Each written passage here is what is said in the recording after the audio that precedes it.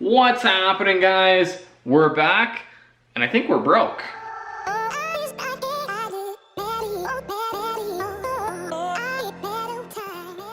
All right, guys.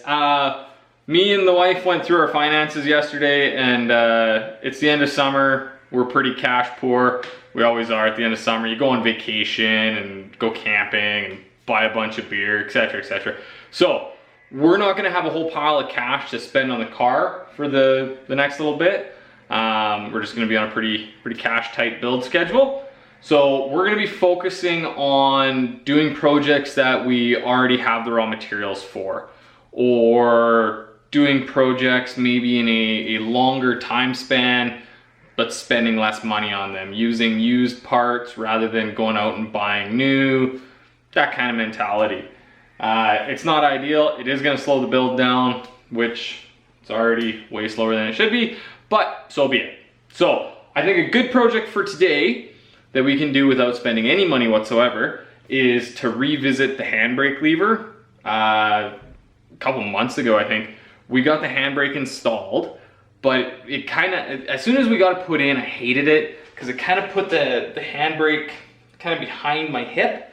So to pull it, you had to reach way back and do this kind of weird chicken wing thing. So I don't like that. I want to move it forward so it's up next to the shifter. This is a manual car, so you're going to be using the handbrake all the time when you park. So it'd be nice for it to be accessible. I don't think it's going to be super difficult. I think it's going to be just a lot of kind of mocking things up. We'll cut out what we have in there already.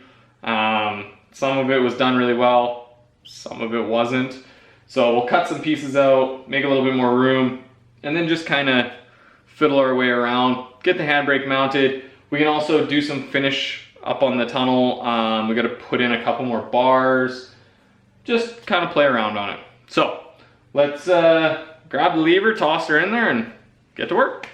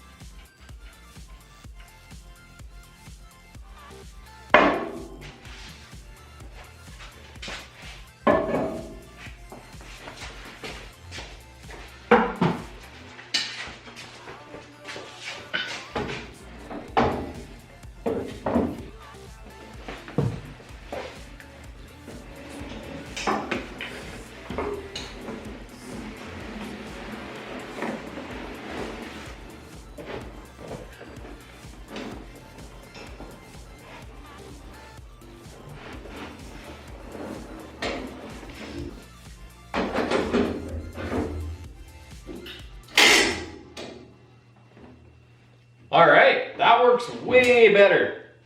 Before, when I pulled the handbrake, my arm would actually bash into this rear bulkhead. Now it's, I can go all the way up, and I still got room. It doesn't get in the way of anything. When it's down, I can still get into second gear, no problem. I got lots of clearance there. This isn't our final seating position. We're obviously going to go down about probably 1.5 inches or 2 inches, but we're getting close, and if it works here, it'll work when we're down. So yeah, the whole controls, driver controls is starting to come together. We still need to figure out a clutch and a gas pedal, and then kind of finalize up our steering, but everything's getting there, so this is good. Let's, we're gonna have to build some stuff here. All right, the handbrake lever works great where it is. The next step's gonna be some trimming. So we're gonna have to do a little bar that comes out from that piece and in, and then a vertical just to kind of box that area in a little bit. But we're gonna do that tomorrow. I'm out of time tonight, so catch up with you guys then. And we're back. We got a couple more hours to work in the shop today, so we're gonna move on to the tube work in the tunnel. With the handbrake mounted, now we got a whole bunch of tube work to do. We don't have to be super structural with the tube work in there. When we first made that hole, one of you guys commented that it was no longer a torque tunnel. Lots of people build these cars with a torque tunnel through the middle, mostly if you are running independent rear suspension, because your rear subframe attaches very central. So it makes sense for that to be all kind of very structural. Because we're running a live rear axle with 4-link bars that are attached to the outside frame rails, this thing was always designed as a ladder chassis, with the majority of the structure being in the outsides, not in the middle. So all the tube work in there, for the most part, is really just decorative. We just gotta make it look pretty and have enough structure to really attach filler panels to, and so that it doesn't fall over if you hit it with your knee. So we're not real concerned about the structure of it, make it look good. So we'll grab some 3/4, we'll put a bunch of pie cuts, make a nice tight radius to finish off the top, and then throw in some down bars and maybe some cross bracing. I don't know, we'll kind of play with it and see how it turns out. So let's grab some tubing and get to work.